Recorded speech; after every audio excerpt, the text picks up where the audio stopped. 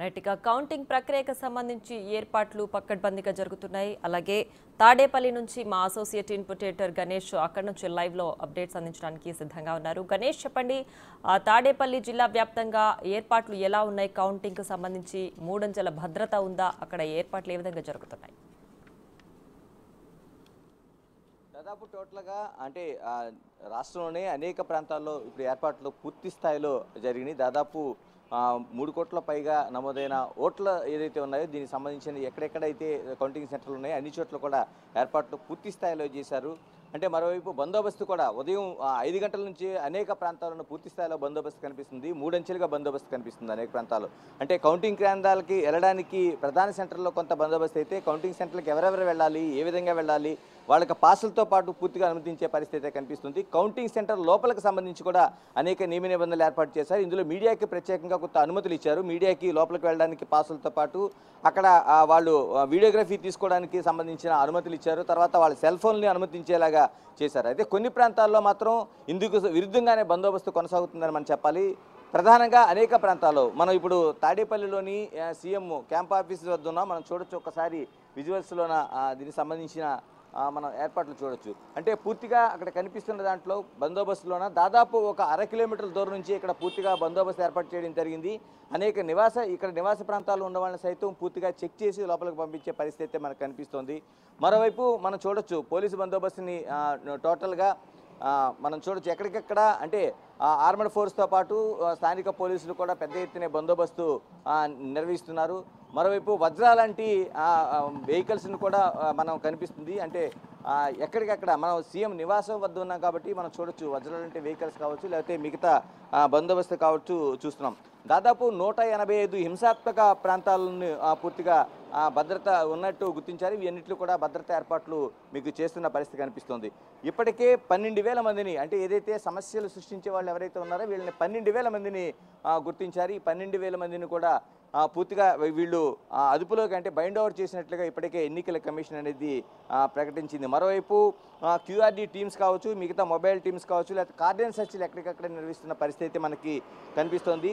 అంటే టోటల్గా అంటే ఎక్కడ కూడా అంటే ఎన్నికల్లో జరిగిన హింసాత్మక ఘటనలు ఈ కౌంటింగ్లో తిరిగి చోటు చేసుకోకుండా ఉండేలాగా పూర్తి స్థాయిలో ఈ బందోబస్తు అయితే కొనసాగుతుంది. మరికొన్ని చోట్ల కొంత అతిగానే ఉన్నట్టు కనిపిస్తుంది. ఎందుకంటే మనం చూస్తున్న క్యాంపు కార్యాలయం వద్ద ఉండే పరిస్థితిని ఒకసారి మనం చూస్తున్నాం. క్యాంపు కార్యాలయం వద్ద దాదాపు 1/2 కిలోమీటర్ లోపుగా సీఎం ఇల్లు ఉంటుంది. దాని ముందుగానే బారికేడ్లు ఏర్పాటు చేశారు. వెళ్తున్న వారికి అంటే అనేక నివాస ప్రాంతాలు ఉన్నాయి, అపార్ట్మెంట్లు ఉన్నాయి. ఇక్కడ కూడా పూర్తిగా వీళ్ళని అంటే లోపలికి అనుమతించడానికి కూడా వాళ్ళు తీవ్ర ఇబ్బందులు పడే పరిస్థితులు అయితే మనకు కనిపిస్తున్నాయి. ఇలా టోటల్గా ఇప్పుడు మనం ఏదైతే ఎన్నికల ప్రక్రియకు సంబంధించిందో 33 ప్రాంతాల్లో దాదాపు 401 కౌంటింగ్ ప్రాంతాలను ఏర్పాటు చేసినట్టుగా ఇప్పటికే ఎన్నికల కమిషన్ ప్రకటించింది. అంటే 33 ప్రాంతాల్లో కూడా ఈ కౌంటింగ్ ప్రాంతాల వద్ద 400 పైగా ఉండే కౌంటింగ్ ప్రాంతాల వద్ద వీటిని పూర్తి బందోబస్తు ఏర్పాటు చేశారు. దాదాపు 3,33 లక్షలకు పైగా ఓట్లు నమోదైనని చెప్తున్నారు. ప్రధానంగా పోస్టల్ బ్యాలెట్ సంబంధించి ఇప్పుడు కీలకంగా చర్చ జరుగుతుంది. పోస్టల్ బ్యాలెట్లోన దాదాపు 4.6 లక్షల మంది ఈ వినియోగించుకున్నట్లుగా మనకి కనిపిస్తుంది. అంటే ఈ ముందుగా పోస్టల్ బ్యాలెట్ అంటే 8 గంటలకే ఇప్పుడు దాదాపు 7 గంటలు కావస్తుంది.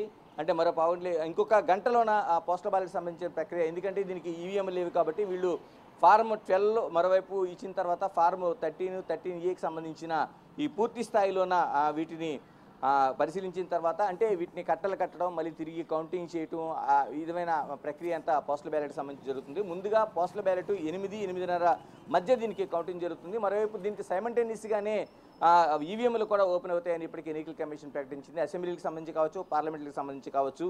ఏదేమైనా టోటల్గా పోస్టల్ బ్యాలెట్ని ముందుగా అక్కడ ఎందుకంటే ఇప్పటికే సుప్రీం వరకు వెళ్ళిన ఈ వివాదంలో పోస్టల్ బ్యాలెట్ దాదాపు 4,70,000 మందికి పైగా ప్రభుత్వ ఉద్యోగులు, ఇందులో టీచర్లు కావచ్చు, లేకపోతే ఎన్జిఓలు కావచ్చు, పోలీసులు కావచ్చు, ఇలాగ అనేక రూపాల్లో ఉండే దాదాపు 95% పైగా ఈసారి పోలింగ్లోన ఈ ఓటింగ్లో పాల్గొన్నారు. కాబట్టి ఈ కౌంటింగ్ అనేది కీలకంగా కనిపిస్తుంది.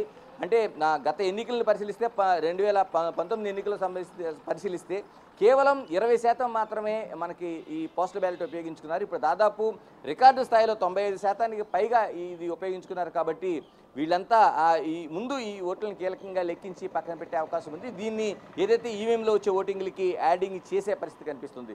ఇక్కడ నుంచి తాడేపల్లి మనం నివాస దగ్గర ఉన్నాం. మరి కొద్ది దూరంలోనే దీనికి దాదాపు ఒక 4 కిలోమీటర్ల దూరంలోనే మంగళగిరి మనకి బార్డర్ కనిపిస్తుంది. ఈ బార్డర్లోన తెలుగుదేశం పార్టీ కార్యాలయం ఉంది. ఇక్కడ కూడా భారీ ఏర్పాట్లు చేశారు. మరోవైపు చంద్రబాబు నాయుడు ఉండే ఉండవల్లి నివాసం వద్ద కూడా భారీ ఏర్పాట్లు చేశారు. అయితే అనేక ప్రాంతాల్లో ఆంక్షలు విపరీతంగా కొనసాగుతున్నాయి. ఎందుకంటే ఎటువంటి అవాంఛనీయ ఘటనలు జరగకుండా ఉండేందుకు ఈ ఆంక్షలు అనేవి ప్రధానంగా కొనసాగుతున్నాయి. అంటే 3 అంచెల భద్రత అనేది మనకు స్పష్టంగా కనిపిస్తుంది. ఏంటి పోలింగ్లో జరిగిన ఏవైతే లోపాలు ఉన్నాయో ఏదైతే కొంత వెసులుబాటు ఉందో అటువంటి అన్నిటి కూడా బ్రేక్ చేశారు. ఎక్కడ కూడా ఎలాంటి అవాంఛనీయ ఘటనలకు వాళ్ళు దిగకుండా ఉండేలాగా ఖచ్చితమైన బందోబస్తు అయితే ఏర్పాటు చేస్తున్నారు. Right Ganesh, thanks for the